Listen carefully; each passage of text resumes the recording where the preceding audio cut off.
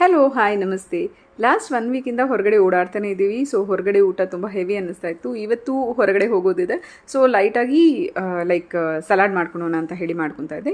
Green apple ಮತ್ತು ಚೇಪೆಕಾಯಿ ತೊಗೊಂಡಿದ್ದೀನಿ and ಹಾಗೆ ಸೌತೆಕಾಯಿ ಮತ್ತು ಟೊಮ್ಯಾಟೋಸ್ನ ತೊಗೊಂಡಿದ್ದೀನಿ.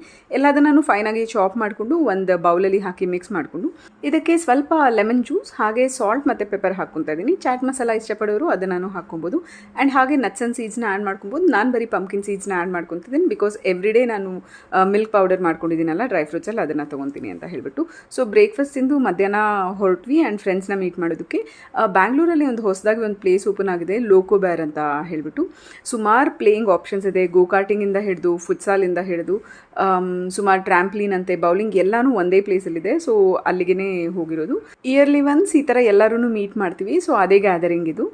ಪ್ಲೇಸ್ ಮಾತ್ರ ತುಂಬಾ ಚೆನ್ನಾಗಿದೆ. ಎಲ್ಲ ಗೇಮ್ಸ್ ಒಂದೇ ಕಡೆ ಇದೆ. ನೀವೇನಾದರೂ ಬ್ಯಾಂಗ್ಳೂರಲ್ಲಿದ್ದರೆ ಡೆಫಿನೆಟಾಗಿ